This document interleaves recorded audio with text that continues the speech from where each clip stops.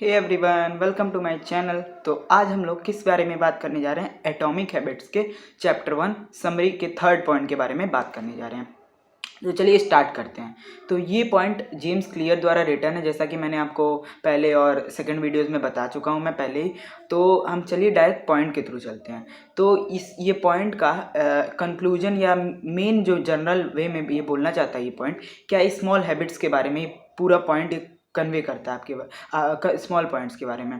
तो small point मान लीजिए, जैसे मैं पहले एग्जांपल के थ्रू बताऊंगा, फिर मैं आपको इसको कन्वे करने के लिए एग्जांपल्स को सपोर्ट करने के लिए इसकी डेफिनेशन दे दूंगा ताकि आपको क्रिस्टल क्लियर हो जाए। तो चलिए स्टार्ट करते हैं। तो क्या कहते हैं कि मान लीजिए आपके पास कोई भी बड़ा गोल है, कोई भी बिग गोल आप अचीव करना चाहते हैं, जैसे कि कुछ भी हम रख लेते हैं। फॉर इंस्टेंस जैसे आपको डाइट मेंटेन करनी है। तो डाइट मेंटेन, या आप मान लीजिए डाइट मेंटेन करनी है, या तो आपको मतलब एक लॉन्ग पीरियड ऑफ टाइम, मान लीजिए 6 to 7 आवर्स आपको पढ़ना है अगर आप स्टूडेंट हैं। तो अगर आप इन दोनों को अचीव करना है, तो ऐसा नहीं मान लीजिए आपको डाइट मेंटेन करनी है तो मान लीजिए आप एक ही बार में खाना छोड़ दे रहे हैं तो आपकी डाइट मेंटेन। इसमें छोटी छोटी हैबिट्स का बहुत रोल प्ले होता है। जैसे मान लीजिए कि आप स्टार्टिंग में आप डाइट कम करना चाह रहे हैं, तो आप थोड़ा मतलब मान लीजिए 50 ग्राम 60 ग्राम इतना आप खाना कम कर सकते हैं ताकि आपकी डाइट मेंटेन हो सके। या तो मान लीजिए अगर आप, मैं दूसरी तरफ अगर दूसरी क्राइटेरिया स्टूडेंट की क्राइटेरिया वाले में चलूँ कि मान लीजिए आपको 6 to 7 आवर्स पढ़ना है आपको, अगर आपका मान लीजिए ये अभी गोल है, तो आप ऐसा नहीं करेंगे। मान लीजिए आपने आज सोचा आज तो मैं 6-7 आवर्स पढ़ूंगा, फिर आप 6-7-8 आवर्स पढ़ने लगे, तो फिर क्या होगा ना, आप इससे क्या होगा कि मान लीजिए आप उस दिन तो पढ़ लेंगे, उस पर्टिकुलर डे पे, स्पेसिफिक डे पे पढ़ तो लेंगे, पर जब नेक्स्ट डे आएगा या अगले 2 दिन, मतलब मान लीजिए मैं मान लिया 2-3 दिन आपने ये कर लिया, पर जो अगले दिन आते रहेंगे तो उसमें आप बहुत आपका मतलब आप फिर वो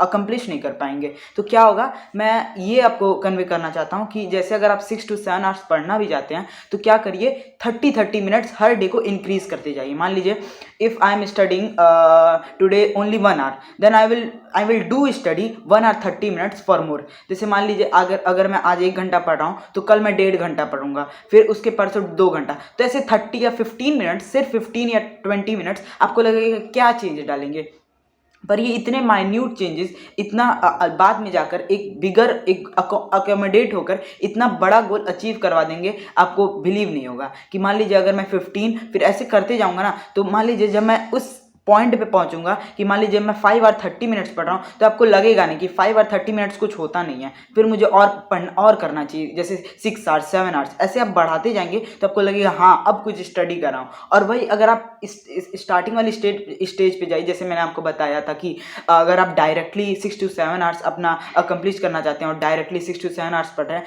तब वो एकदम कंसिस्टेंसी वे में नहीं चलेगा।